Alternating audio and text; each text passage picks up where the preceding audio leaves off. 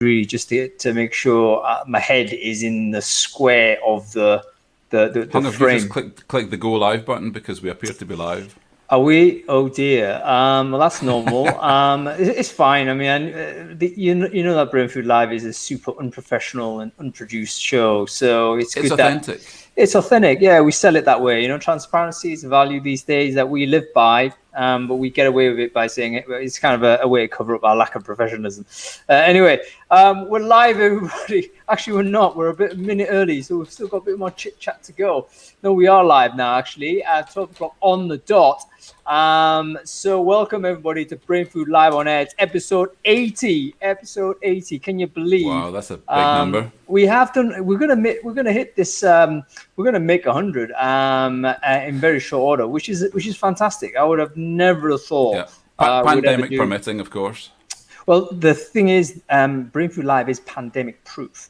Okay. So basically, it seems that, especially when we go to dual host, we've always got one man standing, so to speak. So we're all good. So anyway, welcome everybody. We've got an amazing show for you today. It's actually going to be like a meta show because we're talking about live streaming and video.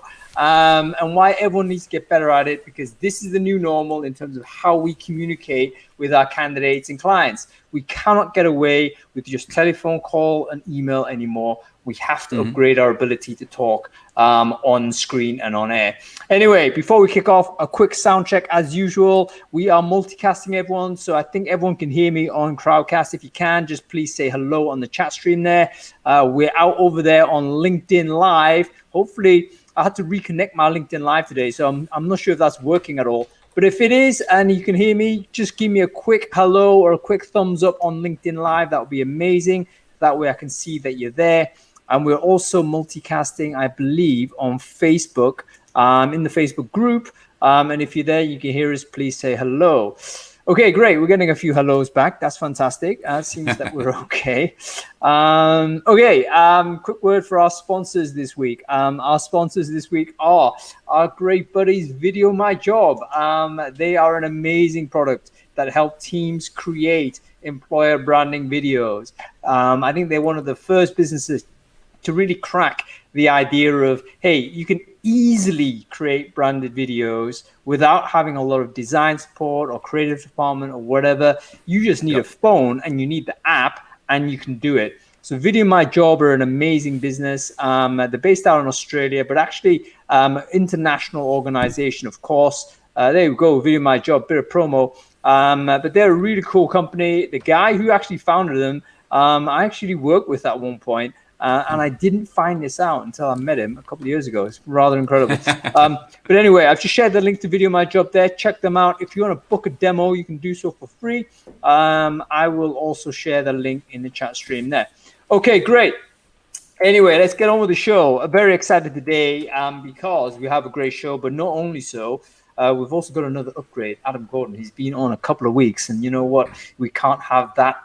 We can't overdo on the Adam Gordon, can we? So we've upgraded with Stephen O'Donnell. Stephen, so you always have to have a Scotsman of some sort. Well, I mean, it's a bonus. I don't think it's necessary. Great to have a Scot on board. So, Stephen, great to see you, man. For the people who don't know you, by the way, can you quickly just introduce yourself, who you are, and what it is you do? You might see a number of trophies behind my head here and the thing on screen right here. So I run the National Online Recruitment Awards, and I've been in recruitment since 1987.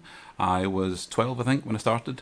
And most of that time, well, initially recruitment agencies, then recruitment tech, online recruitment. And for the past 20 years, as you can see here, I've been running the National Online Recruitment Awards, and in the past few years working with a number of startups in recruitment. One of them, of course, VideoMyJob. Love the technology. So last year, for the whole of last year, I was working with VideoMyJob, and their product is absolutely stellar.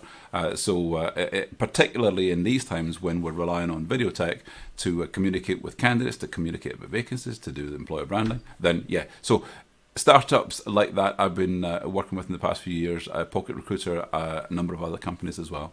Yeah, cool companies and all like friends of Brainfood as well, which is great, which is why Yeah. sort of there's a multiple connection points between you and I. By the way, if you want to know more about Stephen, he wrote an amazing 20 questions in the Brainfood Tribune, which I've just shared with you on the chat stream there. That's an amazing Thank you. story. I really do appreciate that. Anyway, Stephen, you got a job to do, which is basically, reading the newsletter and telling me what you found interesting, man. Did you read a newsletter and what did you find interesting? I absolutely read the newsletter. So I'm one of these people who will cherry pick, and so every Sunday morning I'll get the message through, same as everyone else, and I do tend to cherry pick the ones that jump out for me, and the ones that not so much I might either leave or leave till later in the week. But the ones that jumped out at me this week in terms of relevance to what's going on right now. First of all, the one I put to one side, and I shouldn't do, but is women in the workplace, because to an extent, what am I doing talking about women in the workplace? But it's an absolutely essential area where everyone should be reading up in this stuff, reading up on areas that are out with your sphere of influence or sphere of direct that it's going to affect you. But the ones that particularly stood out for me, there was K-Scorer, getting some work done, where she's essentially telling the story about dealing with a recruiter who. Oh wow, yeah, this is an amazing one. Well, yeah, she was talking about a recruiter essentially saying, look, you need to work on yourself. Now, it chimed with me because in my earliest days as a recruiter, quite often, and I'd be dealing with usually salespeople with they come in with the suit on and the white socks, and we would often tell them to get to John Lewis's and change what they're wearing because we're going to send them directly to an interview. And in those days, we'd no qualms about looking someone up and down, assessing them and saying, nah, that's not good enough for the client we're sending you to. They'll expect jacket and tie, no white socks, no trainers, you're going for a professional job. And the candidates, for the most part, would they'd be open to that. Okay, so what do I need to do? And sometimes we would have spare ties in the drawer to give people to wear to interviews. So, but when you come around... Well, a quick one here, Stephen. Basically, I'll be addressing the crowd here. There's a bunch of recruiters watching this. I'd be very interested to know whether you have ever given anybody like advice on appearance during interview. I'd love to hear you say whether you have and what context that was, because I've done this as well. I think similar to you, Stephen. It was actually part of the training. It was like, look, you're there to try and present this person. This person is inappropriately dressed in your judgment. You give that person advice. But I think these days, is that still okay to do? And it's like, big question, well, obviously, the standards of what an employer might accept someone coming along for an interview, dressed as or looking like, are quite different to they were then.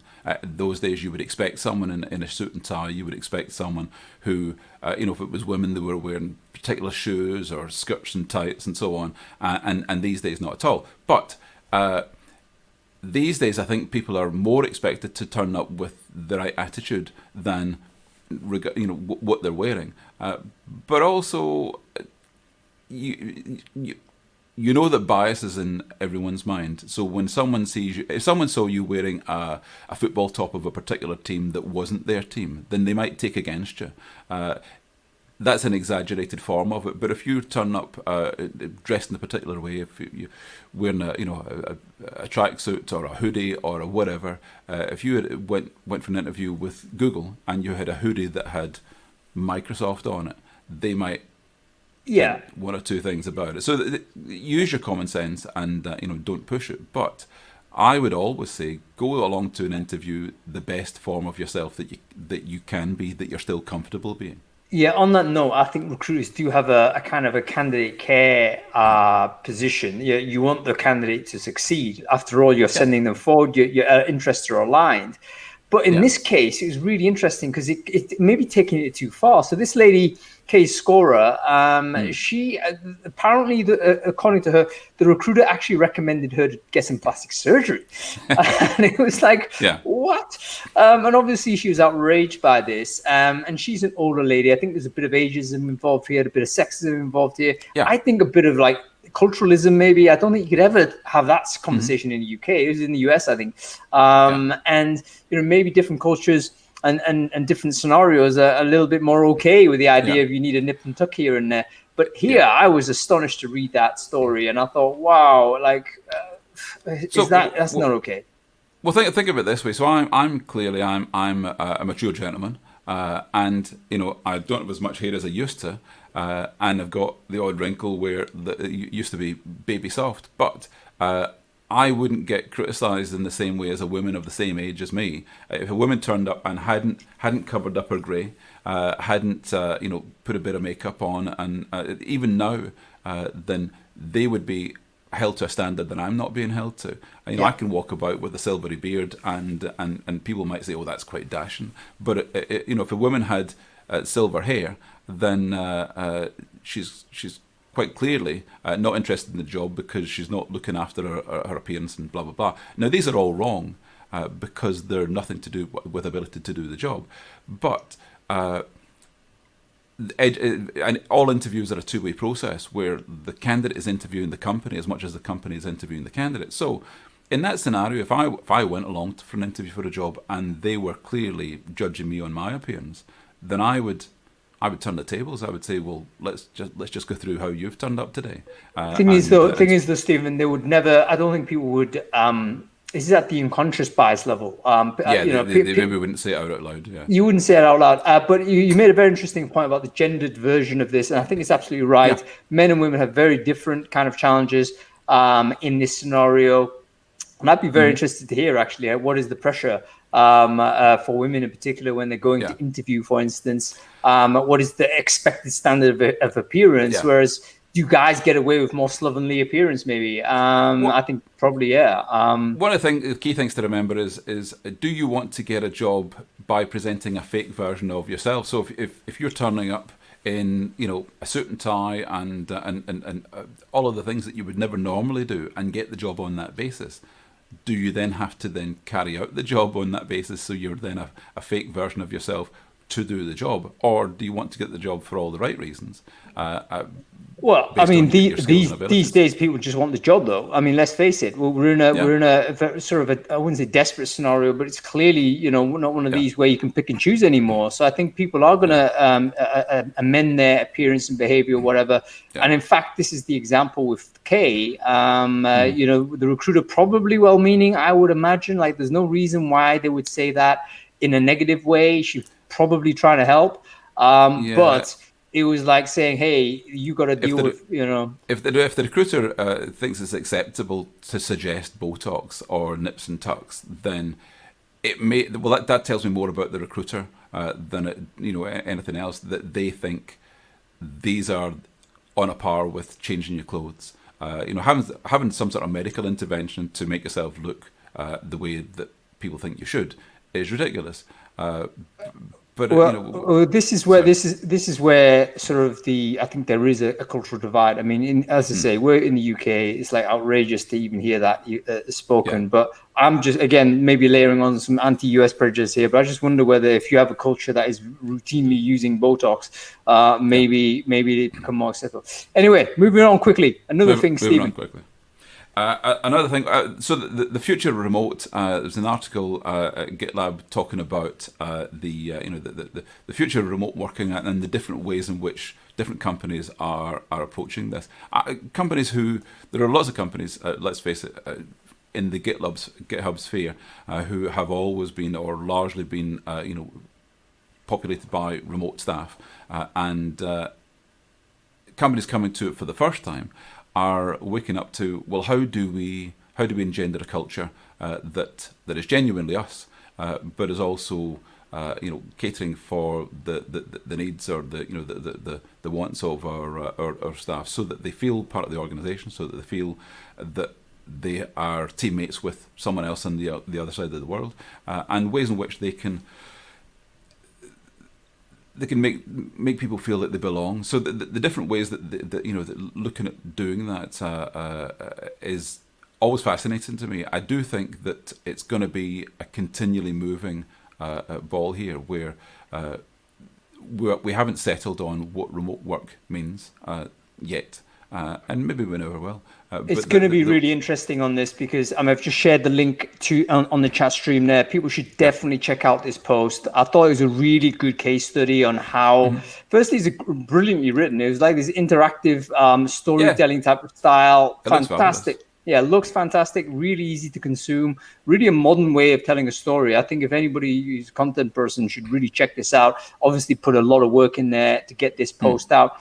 But yeah, GitLab are turning into the poster child on what radical remote, I call it, companies that are super committed to this concept and have basically built their entire idea around we're never going to have an office and everything builds from there. So do check that post out. One of the key things in the article is talking about places in Ukraine and Europe and the Netherlands and so on, and these are often in the UK. These are locations for people to be based that we're not thinking about on a daily basis. But clearly, in whatever job you're in right now, that you've not been in the office for the past 6 months, you could have been on a beach in Madagascar. You could have been, halfway up Mount Everest doing the job. Let me say this, Stephen. As the winter cold in Northern Europe starts to bite, I think the idea of being somewhere else is starting to become very, very real for people. And that will certainly happen. I think as a kind of a second order effect of this is that question will be raised, and then companies will start pushing those jobs out. And then there's a big question to say, right, what do we do for the remote advocates are going to end up basically offshoring their jobs, So there's a really important aspect to this which has been topical in the past few weeks, and it ties in with one of the other articles about salary transparency. And it's to do with people in Silicon Valley moving out to be elsewhere. And when they're in Silicon Valley and we're in that particular area, and it's the same thing happens in London, there's often a premium on the salary to attract and to maintain people so that they can afford to live there, frankly.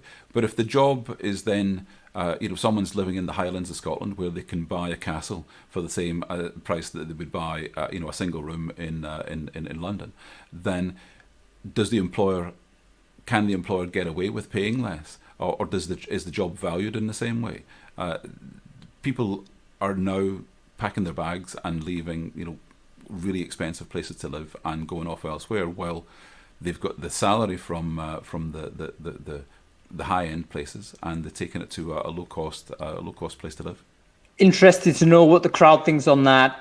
Should companies pay according to the cost of living based on the location of the person, or is the price of the job the price of the job? That is a controversial type of decision. I think I only know one company that has paid basically flat rate regardless. This is Basecamp. And they say, look, this costs this much. Doesn't matter if you're in San Francisco or if you're in Detroit or if you're in sort of Asuncion in Paraguay, whatever. Doesn't matter. This is the money. However, how untenable is that? Because you're going to end up paying like times 100 to a local person that may actually end up having a disproportionately large salary according to their local. So you could say, should they ever have paid a premium for people to live locally? And the corollary of it is, if a company is in London and they're paying London salaries to attract people who can afford to live in London, but they would like to pay less, then the company shouldn't be in London. I've always been of the view that taking the commuting point of view, because people often commute into London an hour, 2 hours to get to work, and then the same going home. If you're more than half an hour away from where you work, then you either work in the wrong place or you live in the wrong place. So move. And the same thing goes for employers. If you can't find the staff for the salaries that you can afford to pay where you are, then move your company somewhere else. And obviously we've seen that in manufacturing. Often companies will go from the UK to Eastern Europe to then to the Far East, and they'll go wherever they can afford to be in business.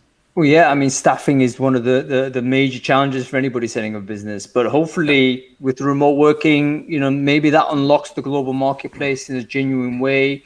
The challenge you might have is job flight. I mean, I think governments will have a problem with it, obviously. And this is part of the reason why we have this, propaganda that you need to go back to the office and all this type of stuff that's going on. primarily, I think governments are starting to clock that, you know what, remote working is going to mean job flight. And that means tax revenue, that means economy going down, et cetera, et cetera. So it's going to be a grand level. We're talking about leveling up on a country basis, but it should be leveling up on a global basis. And here's where we have to confront our own sense of social justice and equity. Like, are we prepared to accept a global leveling up? Because that's what remote working is going to logically end up at. Okay, one more, Stephen. Just come Brexit, then job flight is going to be a lot more difficult. Yeah, well, in Europe anyway. Not if it's remote, though. You can just hop, skip, and jump right over that. But anyway, let's move on quickly. One more, mate. Okay. One more. So I mentioned a wee bit on it before. Internal mobility and salary transparency. Internal mobility was the article. I'm just clicking to get the So it's Schneider Electric tactics that they're using to step up on internal mobility. And I do think that salary transparency comes into it as well, because when you're looking at ways in which you can move people through an organization, where you can identify people who are in one part of a company that could evolve to work in another part, then salary transparency, I think, is one of the things that is the barrier, is a barrier to doing that. And right now, companies are redesigning entire roles, entire departments, based on where someone is going to be physically based to do the job. So they might put together the roles in different ways, different functions within whatever they call the job of, say, design engineer or salesperson or marketing executive. They'll repurpose or redesign what the duties are in each of the jobs. So you will be finding a lot of people getting retrained to move to different parts of an organization where they don't want to lose the skills of the people that have been with the company, and looking at the tactics in which the strategies that Schneider Electric have used is a great way to consider, well, how can we use this person in another part of the organization and retain their skills and abilities? It's a really good post. I mean, LinkedIn can sometimes produce some super, I mean, obviously there's loads of crap in there as well, but sometimes they pull out some amazing stuff. And this is a really great case study. It was about 6 months old, so I was a bit late to it. But I stumbled across it and I thought, you know what, they've really unpacked this. And they've given you 6 examples from this case study as to how you can implement these, or at least think about implementing them. Open talent marketplace, the idea of having a technology system which automatically matches people, take away the apply obligation. So check out that link. It's really good. Can I say one thing briefly? If I'm remembering correctly, Schneider Electric are also a client of VideoMyJob, and they use video within the organization as a great way of building and maintaining that community. That's really interesting. Internal communications. I wonder whether the use of video is linked to ability to move around. It's got to help, hasn't it? Like, it's got to help people understand what the job is that's available. Because otherwise, you're just confronted with like a library of job descriptions that is not like consumable. Like, why would you even think about that? So anyway, let's move on to the topic, man, because we've got some very interesting people to bring on, particularly 2 folks that I really admire in our space, because they, in many respects, have pioneered the idea of using video, using live streaming, and have forensically got deeper with it. So firstly, I want to bring on our good friend Louise Trian. She has been a huge event organizer in fact, I'll let her introduce herself.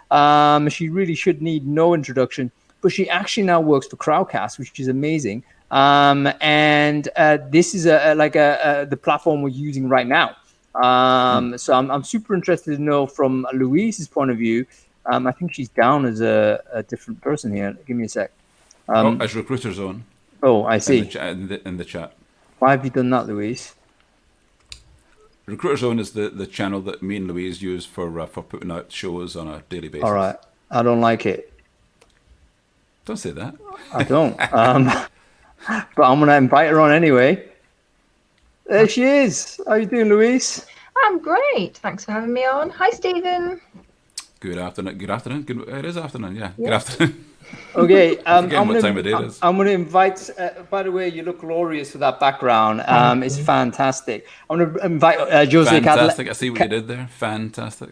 I'm going to invite Joseph Kadlec on as well. He has done a remarkable document on how to do virtual recruiting, virtual coaching, virtual whatever. There he is. Jose, how are you doing, man? Hi, Joseph. Hello, everybody. Hello, everybody. Hi. Great to see you, man. Okay, so quick introductions. Louise, for people who don't know you, can you introduce yourself real quick, who you are and what it is you do? So I'm Louise Trian from UK Recruiter. I run a community for recruitment professionals, mostly in the UK, and I do a shed load of online events. That's cool. And you do some support for Crowdcast as well, don't you? Oh yeah. I work for Crowdcast too, which is this platform. So yeah, perfect for web broadcasting. Indeed. And Jose, for the few people that don't know you, can you quickly introduce yourself and what it is that you do? Yeah, sure. I'm a co-founder and shareholder at the holding covering Viirtual, which is the recruitment business, mostly based on active sourcing. We also have in the holding Recruitment Academy, which, as you can see, I'm actually now in our training room here in Prague, in the Central Europe. And one part of our holding is also DataCruit, which is ATS business. So This is what we do, recruitment from all the parts, educational, technical, and the consulting itself. Amazing. And Jose, you've always been, I'll go to you first. You've always been a bit of a technological pioneer in our space, because I think you come from some sort of tech background of some type, and you've always had an interest in, being an advanced user of technology. And the topic of today's conversation is, look, everyone's been basically used to using video tech by now, but how can we elevate them to the next level? Because we all know how to do Zoom. But what are you seeing in terms of how they can improve? Like, what is the standard errors that are you seeing from the average person that they make an error? How could you improve them if you could coach them up on that? I think it has definitely more angles. As you already mentioned, I wrote a book, COVID-Proof Virtual Trainer, which was like a spontaneous, right in April. I got a bunch of messages like how to do webinar with, like, for example, you mentioned Crowdcast, you are doing this, you are doing multi-streaming, but you have to invest some time to figure out how is it working, right? And people were struggling how to put there one remote person, one face-to-face person, and multi-stream it here, having recording in for example, full HD and so on. So different platforms, different features and so on. But I think the main thing is that what's the purpose of those events? Yeah? I think currently, for example, Microsoft, they started in Australia a big project where they're hiring people in sales, but in huge numbers. Yeah. So how to do that? And their proof of concept is that they are creating educational content for salespeople. And from there, they're hiring the people. Yeah. So we won the tender for the Czech Republic and some other 9 countries of the Central and Eastern Europe, and we built a Microsoft Academy for business apps. It's kind of called like this. So Recruitment Academy is creating the content. It's sitting on the DataCruit platform, and Viirtual is making the placements from that. Yeah. So currently, imagine you are in the recruitment business, but it's shifted over to, let's say, e-commerce business, where, of course, the video and the video education, micro-learning, on-the-job learning, whatever we call it, there are, of course, blended learning and so on. Various things you can actually go. That's super interesting. So, that's totally just basically adding some more value to the customer by, creating content, video-based content to draw in the candidates that you're looking for, and then obviously also doing the delivery of the placements as well. So that's like really embedding with the customer. A smart move, man. This is what agencies need to be doing, isn't it? Like, instead of trying to just compete and shipping CVs, you need to kind of add plus value by provisioning these services to companies that don't have either the bandwidth or the imagination or the expertise to put this together. So I think video in agency world really does need to step up and improve. Louise, I speak to you on this because you basically communicate with every recruitment agency in the UK, I would say, via your network, UK Recruiter. Where are you seeing agencies like their level in terms of video usage? Are they doing anything interesting there, would you say? I think it's really varied. I think that one of the challenges is, you just said everyone's got Zoom earlier, but as in they've got the concept of it. But I'm not sure everyone has. I think there are still people who are struggling with the use of this technology. I think there's a few challenges here. One is that there's still quite a lot of the recruitment space which is not back to normal. So they're trying to focus on getting clients and filling jobs and making revenue. And some would say they had quite a lot of time to invest in technology and investigate it. But for lots of those businesses, a lot of their staff are furloughed, or they were just concerned about where the next bit of money was coming from. So I think that some of them use that time to invest in understanding technology better. There's quite a lot of great products out there for recruiters to use. And they could be. So I've looked at Odro Producer recently. I know that you can use the video technology through LinkedIn to communicate with clients and candidates. There's recruiters who are doing things on Crowdcast to engage with job seekers, to put them in front of the right clients. There's loads of ways, VideoMyJob, and there's loads of ways recruiters can use video, but it is such a mishmash of people doing a bit to engage with candidates to help them in the screening process. Some of them doing some employer branding. If you just look at, I've been helping Stephen with the judging for the Noras. I don't think I saw more than a couple of sites which had video in their job descriptions. So there's loads of different ways that recruiters, TAs and agencies could be using video, but most of them probably aren't doing it enough. It seems that maybe it's down to the individual recruiter, isn't it? For the agency side, it's like it's not happening at the strategic level where the boss has a vision and say, and unlike Jose's sort of business, most agency bosses aren't having this drive to do this, and it's like up to the individual recruiter, who of course has operational responsibilities to be creative with some of these tools. So maybe it needs to bubble up as well as, but we're missing a little bit of leadership at the top there from the agent. Are there any agencies that you're seeing particularly do this well? I mean, there must be a few, but maybe they're not obvious to you. No, I do. There's some Crowdcast users who are recruitment agencies who are using it. I mean, I did a webinar for Stickfest Group, which are an exec search recruitment business. And so they did a webinar pretty early on in lockdown to kind of showcase their expertise in that very high level market. And that was great. So you do see some really good examples of businesses who know what the messaging they want to get out is, and they know that video is the right platform for that. And then you do see some individual consultants who would probably absolutely swear by LinkedIn video messaging. I mean, I know Stephen got a message yesterday via LinkedIn video, but I've never had one. Have you ever had one, Herb? No one sends me anything. I mean, it really is depressing. I send a lot out, but I get nothing back, Send me stuff, people. Send me stuff. No, I'd be interested in LinkedIn videos. I've never sent a LinkedIn video. How do you do that? Stephen, have you got an idea? Yeah, just open your LinkedIn app, go to messaging and record a video to send to someone. So basically it's mobile device only, right? Yeah, mobile device. You can do it on your mobile device. To do it on the desktop, you would have to use another platform like Odro, but you could record anything and send it through LinkedIn. So if I made a video on YouTube and put the link into the Messenger, the LinkedIn Messenger, then it would come out on the other end. And of course on Facebook, you can record natively a message on video that goes to someone. And Odro have got some great stats on the return rates when you send someone a video as opposed to sending a text message with a marketing. I can only send a voice message on my phone here. How do I do this? It should be built into there on the app. Oh, hang on. Yeah, there's a camera, there's a video. Yeah, there you go. Okay, this is really interesting. I have maybe one tip for you and for the attendees as well. We are maybe for 6 years, we have been using, I call it like video sourcing. So we use videos for approaching candidates, but we don't use like the mobile video.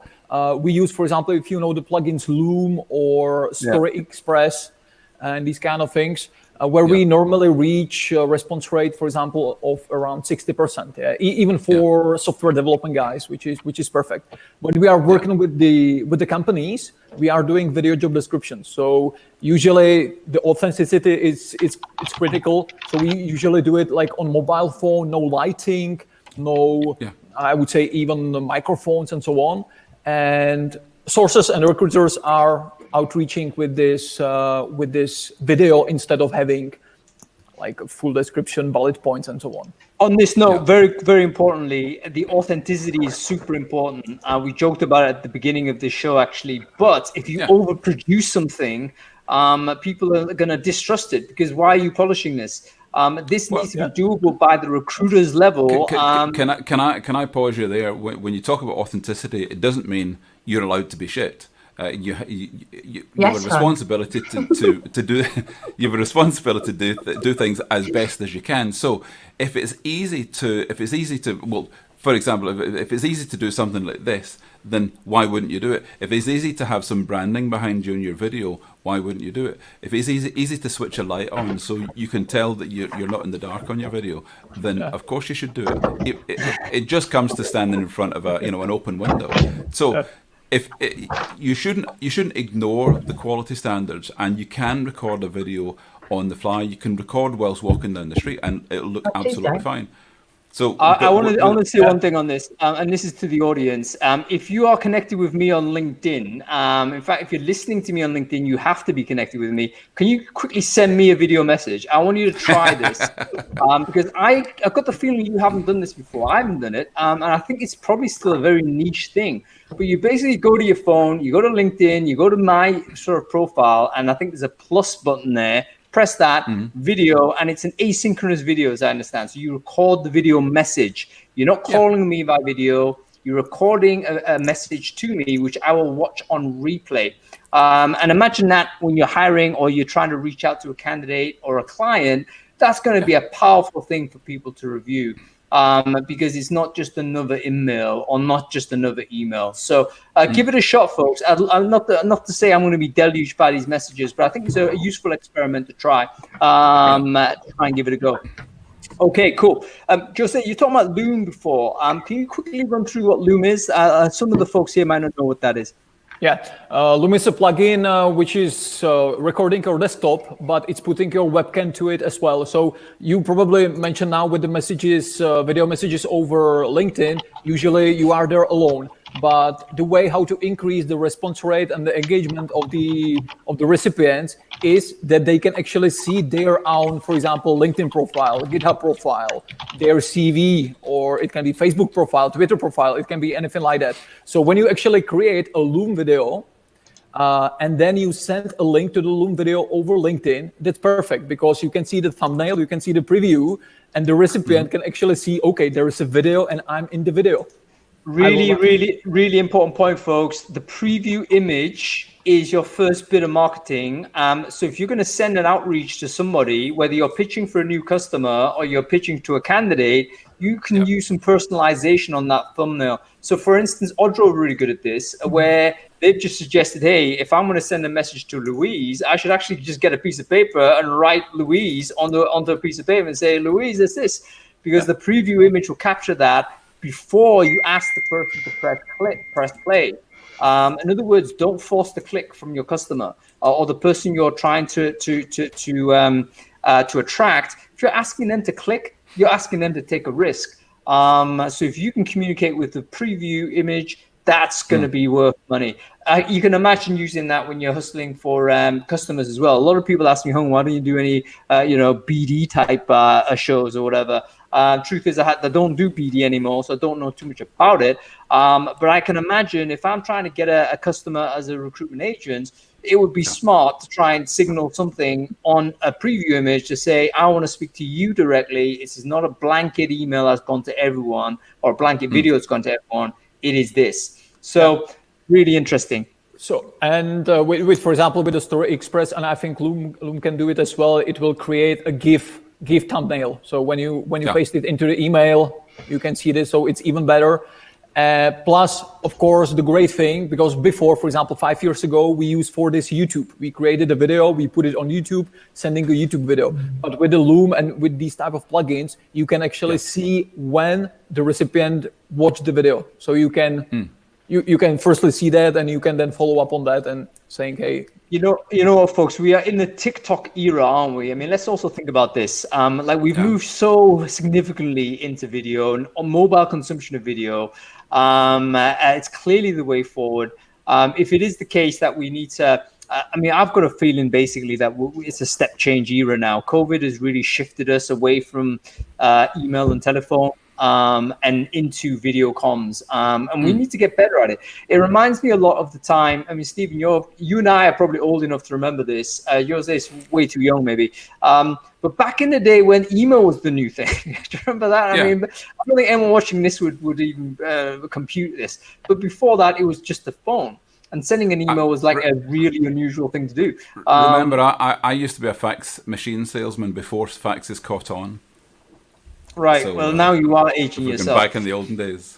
But let me tell you this: the person who was great at faxing things at speed, that individual, if he didn't develop and diversify his skills, he's out of work. So for recruiters these days, we cannot rely on writing good copy on email. You got to think about being a great video messenger, great video producer. Can I say one thing on this topic? So there's an awful lot of snobbery and snootiness about platforms like TikTok, I would never go on that. That's for daft kids and so on. And I said that when it started, business is going to be all over this because it's brilliant, and it really is. And a lot of people who say, "Oh no, that they claim to be too shy to go on video. They claim to be too shy to record themselves." Get over yourself. Get a grip. Just do it. It will work. Stephen, you mentioned something really important there, because there is and I address this to everyone. Different people have different kind of self-esteem or confidence about being in front of camera. And some people are really not happy with it at all. And I just I feel from their point of view, because I used to be feeling the same way, but obviously doing Brainfood every week, you kind of break through it. At the same time, I just think this person needs to really push through this part, because if they don't, it's going to be really damaging for them. You know, when you go and have a Zoom call and like somebody doesn't switch the camera on because, they're not happy with being on camera. I just think I get it. And I want to respect that you don't want to be on camera, but also understand that this is going to damage your ability to trade in the new world. Yeah. So how do we build people's confidence? Go to you with this one, Louise. Someone who's, personally not confident, they know that they should do it, but how do you build the confidence? This entirely reminds me of something that happened 15 years ago, which was when blogging wasn't really a thing, and we started blogging. And every week someone would say to me, "How do you write content every week?" I've written 3 blogs a week-ish for 15 years. And they'd be like, "How do you do it? How do you get started?" And there was all these articles about how to blog. And basically the advice was just start doing it. And that is the same with video. So when I did my first Google Hangouts back in 2013, and the amount of preparation I would do for each one, and I was so nervous about the way in which I spoke and how I looked and what my room looked like, and everything was a massive stressful deal back then. I have to say, now I've come on this show, I'm wearing a tracksuit top. Now, I haven't done my makeup properly. My hair is crazy. You just have to get used to doing it, and you have to, as Stephen might have said, get over yourself. You have to kind of jump into it. But I do understand that for many, many people, they feel incredibly anxious that they are going to blow it and they're not going to come across well. And you see it. We did, Stephen and I helped with an event 2 weekends ago for Cornwall Council. It's an environmental event they did online. They used Crowdcast, and I supported it. There was 20 speakers. There was a guy who was broadcasting from his shed, but they were all really, really nervous, because these were just normal people who would normally rock up at a town hall and talk to 6 people in the same room as them. So I totally get it. But afterwards, all of them were like, "Do you know, that wasn't as bad as I thought it was going to be." Yeah. So going first, it's really interesting to see how we can practically support people. You're right about the blogging, by the way. I remember the first time I published anything, it was so nervous. Before you press publish, it was like, oh my goodness, you got to check it 155 times. But then you realize actually it's going to be fine. And someone's going to criticize you. That's rare. And if they do, it's okay. And then you get over it. But I wonder whether there are practical steps you can lead people down this route. Let me give you a top tip, Hung.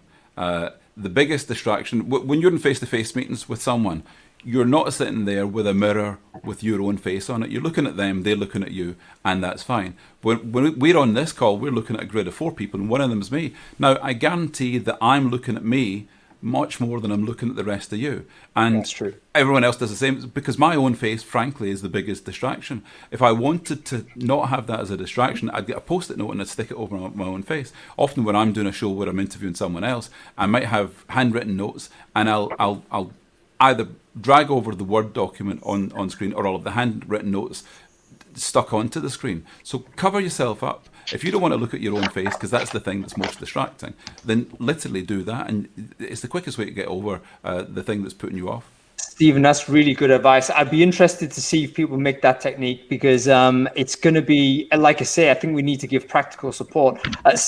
Jose, I wonder whether you've got any thoughts on this, because you've got a team of recruiters, right? You've got a bunch of people you always pipeline into your company. There's got to be some of those folks that you've noticed, okay, they're not that comfortable. What do you do as a manager to get them to be more comfortable with this channel? Yeah, sure. Yeah, we still got even over the crisis 100+ people, so it's still quite a lot. I would say it's similar like being on the stage. Yeah, but I think the important thing is that maybe the video is not your strength.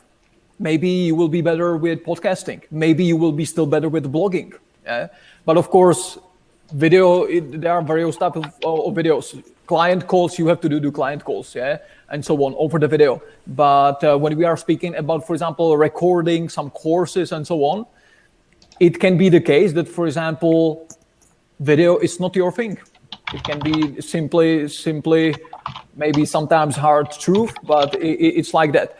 Here at Good Call, we normally use, for example, webinars and so on, but usually, even because I did quite a lot of them, I was doing webinars 8 years ago, maybe even before.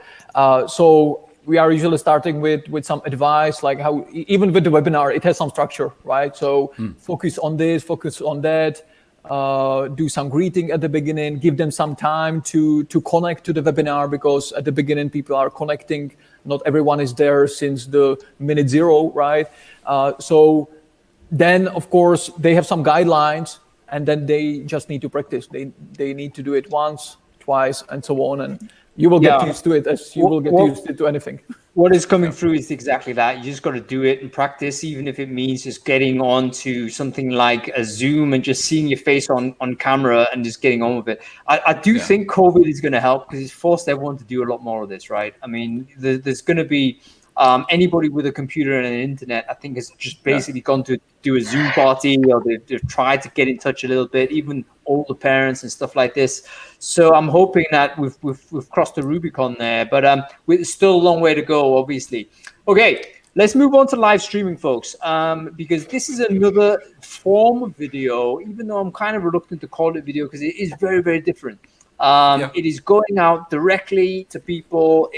We're live streaming now. There's no edit, no post-production, so on. Let's go to you first with this, Jose, because particularly you wrote about this. Can you explain sort of what are the different platforms that are useful to experiment with? How does it work? What is RMTP? I have no idea. It would be good to get an overview for you there. Yeah, you meant RTMP. There you go. Of course, now we have the wide selection of where we can actually do the live videos. Yeah, we have Instagram, we have Facebook, we have LinkedIn, Twitter as well. And of course, LinkedIn was probably the final one. But the thing is that when you want to take the advantage on multi-streaming, as you, for example, Hank, you want to do with your show, I'm most likely consuming this show usually over Spotify over the weekend or something like that. But now we are multi-streaming. For example, my favorite tool for this is StreamYard. StreamYard, I think .com. For various reasons, before that, I used Restream.io, but it was a little bit buggy and so on. With the StreamYard, you can actually use also a green screen. Yeah, as you can see, we have, for example, over there, a green screen, so I can quickly do a green screen video. I can easily connect other people, which was a bit of a bummer with the Restream, where it wasn't possible in like the easy way. As you, for example, mentioned Zoom, we don't much use Zoom here at Good Call. We use Whereby, even for candidates. For candidates calls and so on, use Whereby because it's just one link. The link can be different for the recruiters in the team, and the candidate just need to click on the link and you are there. Sometimes there might be a problem with the firewalls and so on, but with the Zoom, of course, it's more complicated.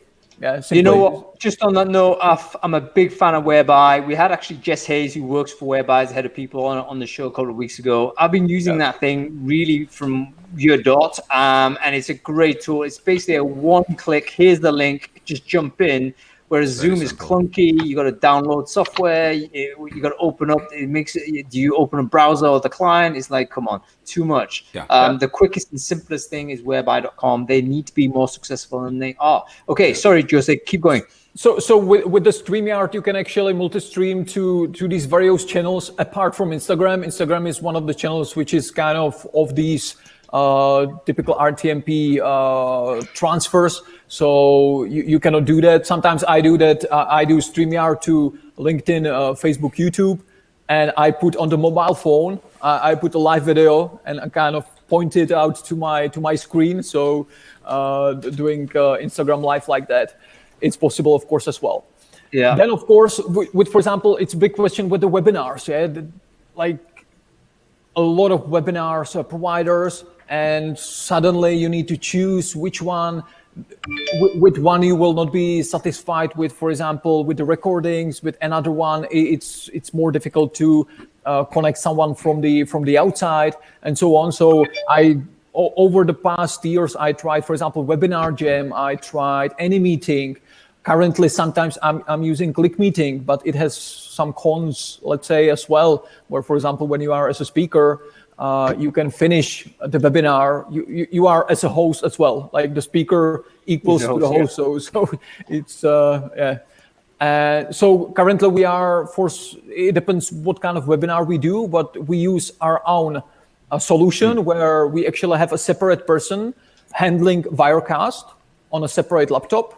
So it's like a mini TV, I would almost say. Yeah? We can have, for example, two cameras, because sometimes here in this room we do that. We have a bunch of people who are here face to face, listening to the presentation like here, and plus it's a webinar as well. So we are switching cameras between the speaker and the people in the audience, and the people in the audience can ask the question, and people, of course, online can see it. Yeah. That's going the next level. Going the next level, Jose. But this is part of the reason why I would love having you on the show, because you do that. Let's talk about Crowdcast a little bit, Louise, because this is the platform I'm using, and I'm using it actually because of you guys. Yeah, you and Stephen introduced me to this because I was a guest, I think, on a few shows or whatever, and it was like, okay, I think I know what to do here. Tell me about what Crowdcast is, where is it going, and how do you see the thing evolving as a product? So, I work in a customer support role. So, I guess that I'm probably not the voice of Crowdcast in terms of their future plans. But Stephen and I started using it back in 2017 because we've been using Blab, which was a really funky tool. It was actually a little bit like this, but people could just pop in and pop out. And do you remember using that, Hank? Blab was amazing. I really am sad that that's tied in with Twitter.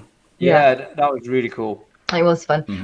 But what I liked about Crowdcast was that you could bring people on screen relatively easily, and you've got the chat in the sidebar, and that felt quite good fun. We just talked a bit about webinars, and the thought of joining a webinar now is so boring. I like the live element of it. And I know some webinars are live, but you just can't tell. So we know this is live. I see a comment in the chat bar. I can engage with that person. I can be chatting in the chat bar while Stephen's talking. And so that's what I like about Crowdcast. And I think that's what makes it a great platform, is that it's live, engagement. Yeah, it's live and there's engagement. Okay, let's talk about this, folks, because we've also had 6 months worth of online events now, haven't we? We've seen obviously the events business get crushed by COVID-19, and everyone's like dived into, let's do online events. What are the good things that you found? What are the bad things? What do you think is going to be persistent as we learn what is a good good online event? Let's go to you with this one, Stephen, because you're about to put on NORAs, aren't you? So, what have you kind of learned in the journey as both a delegate, as an organizer? What are the strengths behind different types of online format? Well, Louise touched on the point I'm interested in, which is the getting boring. Just having people on screen talking to each other is not visually stimulating enough. It needs more. And you were talking about getting people to be on camera in the first place, and yes, people need to be convinced of that, but the people who are already doing that, they need to take it up a level. They need to do more, to be more visually stimulating. In the show that we were helping support this week, Rec Expo, some of the presentations were amazing production values and looked fabulous. Wendy at Firefish was one in question, and another thing I was doing yesterday was I was helping to run a round table which was on Zoom, but then RTMP'd to Vimeo live streaming, and then from there bounced to Swap Card. So the connectivity of the different platforms is now at a level where you can imagine your purpose, and you can work out the way to have the platform you want to stream to, that they want to be live on, and the platform you want that to be output on. And not only in that, in terms of stepping up your production values, there's any number of tools that you can use to make things just that a bit better. You can have multi cameras going on. You can have things going on like this, where you've got your presentation, floating on screen in front of you. You can have videos embedded in them. All of these things can be happening where you're able to be much more creative in what you do and how you do it. So the ability to step up the caliber of what you're doing and be more interesting is all there. The other thing to remember is when you're giving a presentation to someone online, you're not standing on stage talking to a room full of 100 people with a big screen behind you. You're literally looking that person in the eye, and they might be using one of these to watch you. They almost certainly have headphones on. So when you're looking at someone in the eye and you're giving them a presentation, then you can be whispering to them. You can have your microphone down, and you can be much more intimate and almost whisper to them. So you're literally inside their head. You're between their ears, and you can talk to them in an immediate way. That market, that audience of one, that you just can't do in a stage environment. So the speakers who are doing well are the ones who are taking advantage of the medium, who are recognising the pluses and minuses of it and playing to it and getting their content on screen in a way that really engages people. Do you know what I think is true? I think that it's presenting online is it's not entirely different, but it's significantly different from presenting on stage. And there's different people are doing well that you wouldn't expect, and there's different people that are doing poorly that you would have thought would be better.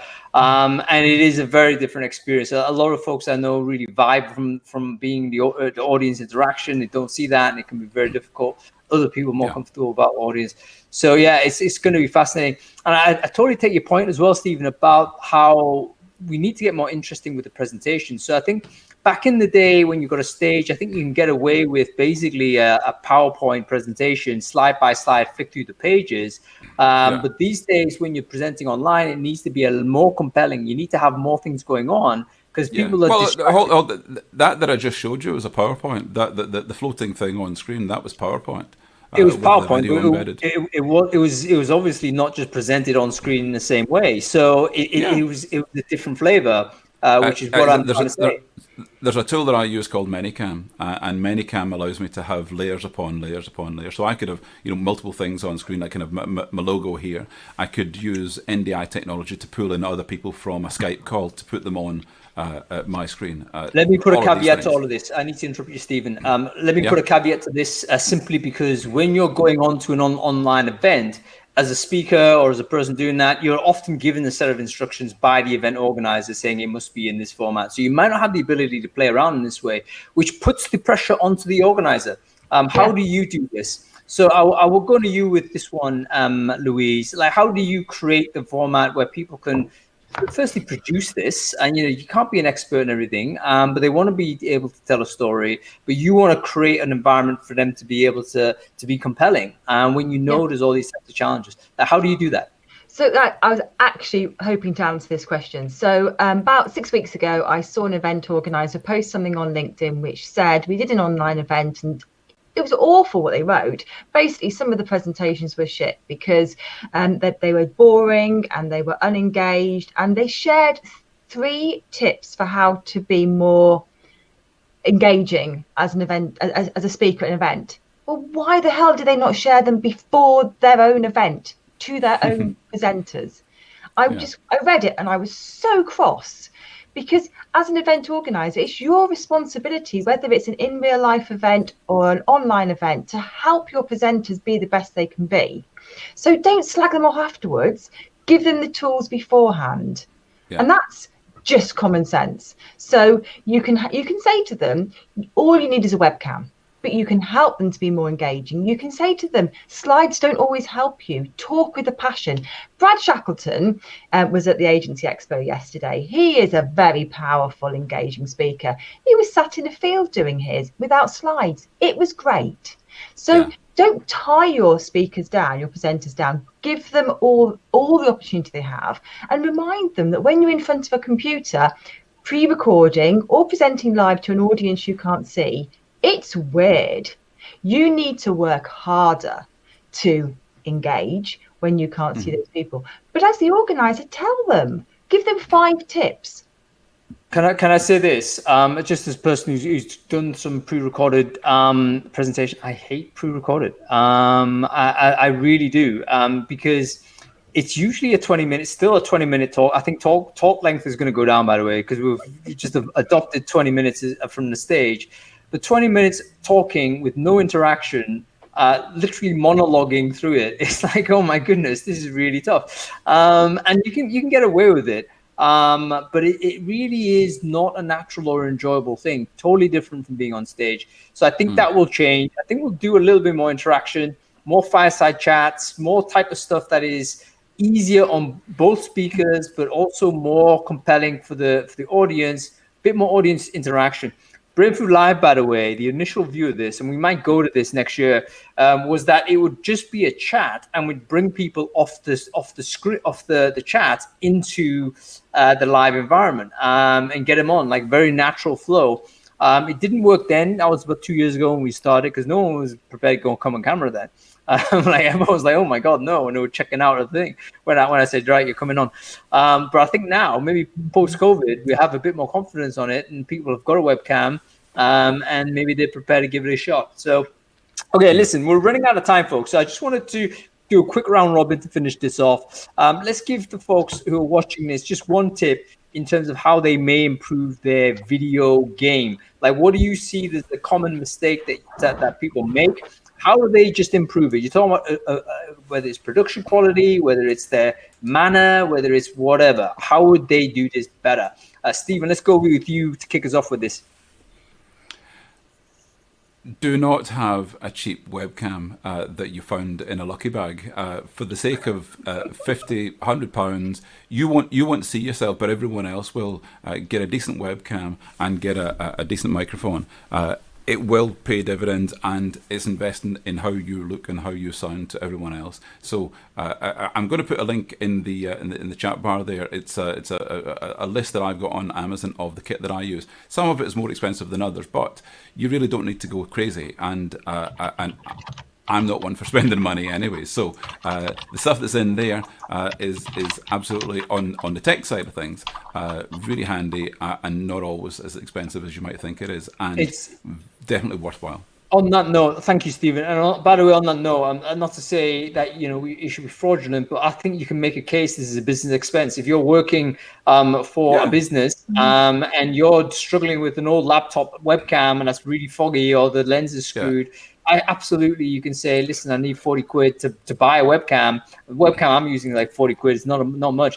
It'll be a much better upgrade than what it is. A lot of companies earlier in the year were sending people home and giving them a budget of £250 to go and get some kits. Yeah, you should absolutely do that. I think you can upgrade. Okay, one thing from your side, Louise. Prepare. So counterintuitively, I've said just do it, but actually until you can wing it, do not wing it. Do prepare. So people often say to me, oh God, you do quite a lot of prep for your shows. But it's because I want them to look good. I want the person who's on stage with me to feel confident. So if you're running events online, whether it be a webinar, whether it be an interview, whatever it is, make sure you prepare, make sure the people who are on stage with you have done that too. Invest the time. Yeah, I think so. You basically, to wing it, you got to have the grounding, don't you? Like some into the muscle memory even before you can do it. Okay, finally final word to you, Jose. One thing that you see commonly a mistake that people are making, how can they improve their game on video?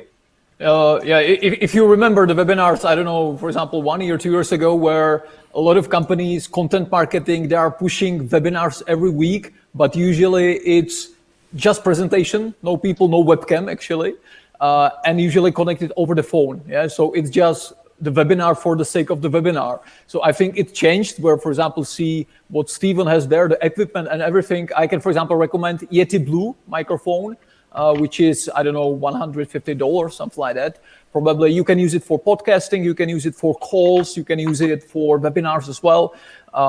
And it's for what it can do, it's quite cheap. So definitely audio over video, rather having a shitty webcam, but audio is good. Sometimes even like the Apple headset, it's just fine. Like when you are on the go, you can do that. When you are doing, for example, some events, like bigger events, a friend of mine started a company and they are doing, it's called Confer-O-Matic, Confer-O-Matic, which is for a bigger event where it's like gaming. You have like a figure, you are moving in the space, in the venue. When you meet someone, it enables the cameras, the microphone, and you are talking to each other. Yeah, that sounds amazing. I'd love.